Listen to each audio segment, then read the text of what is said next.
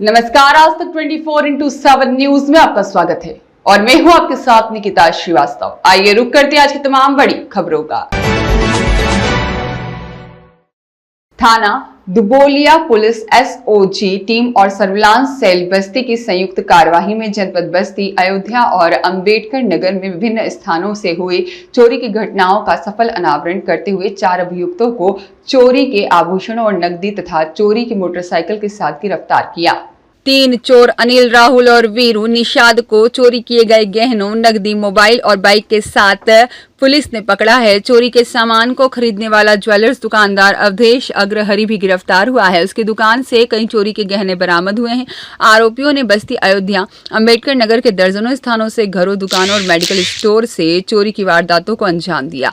चोरी की घटनाएं अप्रैल से जून 2025 के बीच हुई है। पीड़ितों में कई ग्रामीण परिवार, मेडिकल स्टोर और ज्वेलर्स शामिल हैं। चोरी के बाद नेपाल में बाइक और गहने बेचे, शौक और ऐशोआराम के लिए खर्च किया पैसा। पूछताछ में उन्होंने बताया है कि यह सब उन्होंने ऐशोआराम के लिए किया। अवधेश अग्रहरि द्वारा चोरी का सोना सस्ते दाम पर खरीदने की पुष्टि की है। मुनाफा कमाने की लालच में यह सौदा किया। पकड़े गए तीनों चोरों के खिलाफ 1 दर्जन से अधिक आपराधिक मुकदमे पहले से दर्ज हैं। बस्ती और गोरखपुर में राहुल निषाद पर पॉस्को, चोरी और आयुध अधिनियम समेत कुल 16 मुकदमे दर्ज है। शातिर और हिस्ट्री शीटर अपराधी अनिल निषाद और वीरू निषाद पर भी 6 मुकदमे दर्ज हैं। लगातार जिले भर में सक्रिय गैंग के सदस्य हैं और दुकानदार अवधेश अग्रहरि के खिलाफ 10 मुकदमे दर्ज है। चोरी का माल खरीदने और बेचने का नेटवर्क संचालित करने का आरोप है। कार्यवाही में शामिल टीम में थानाध्यक्ष प्रदीप कुमार सिंह, प्रभारी एसओजी चंद्रकांत पांडे और साथ ही में प्रभारी सर्विलांस शशिकांत समेत 20 पुलिसकर्मी शामिल रहे। पुलिस ने कुल 7 थानों में दर्ज मुकदमों का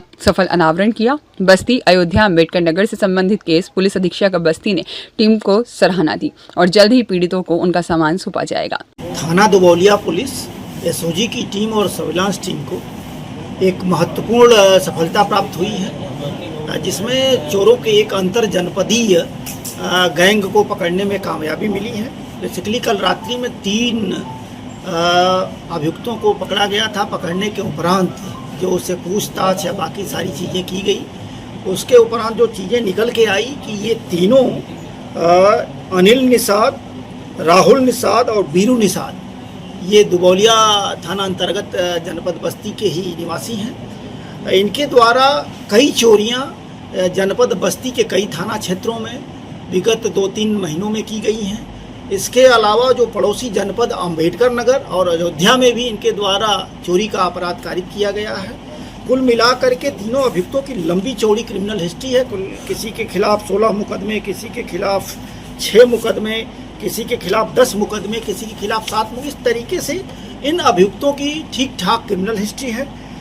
पूछताछ के उपरांत जो तथ्य संज्ञानित हुआ, इसमें से ये पहले ये रैकी करते थे। रैकी करने के उपरांत जब सटीक मकान का चिन्हांकन हो जाता था, उसमें से एक व्यक्ति जाकर के अंदर घुस करके और चोरियां करता था।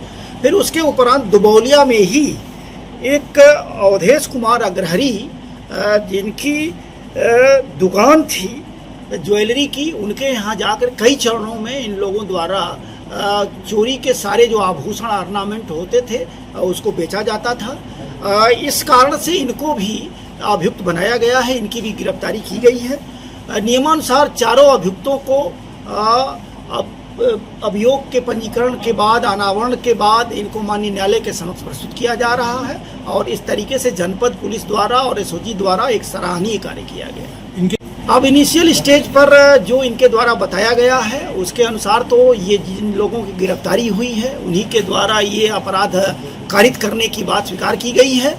जैसा आप जानते हैं, जो अभियुक्त जो भी बयान या जो भी स्टेटमेंट देता है उसका जब तक अन्य चीज़ों से परीक्षण न कर लिया जाए, परीक्षण के उपरांत वो सच न मान लिया जाए, तब तक कि ये मात्र 4 ही हैं या बाकी और भी हैं, ये कहना मुश्किल है। अभी हम मान के चल रहे हैं कि जितनी गिरफ्तारी हमने किया है साक्ष्यों के आधार पर इनको माननीय न्यायालय के समक्ष प्रस्तुत कर रहे हैं, जो जनपद बस्ती पुलिस की बड़ी कामयाबी है। दरअसल जैसा मैंने बताया कि 2 जनपद अंबेडकर नगर और अयोध्या के अलावा जनपद बस्ती के कई थाना क्षेत्रों में, जिसमें दुबोलिया भी है, छावनी भी है, हरैया भी है, रुधौली भी है, कई थाना क्षेत्रों में अभी जो प्राथमिक स्तर पर इनसे पूछताछ और रिकवरी जो हुई है उसके आधार पर जो चोरियां की गई है उसका अनावरण किया गया है।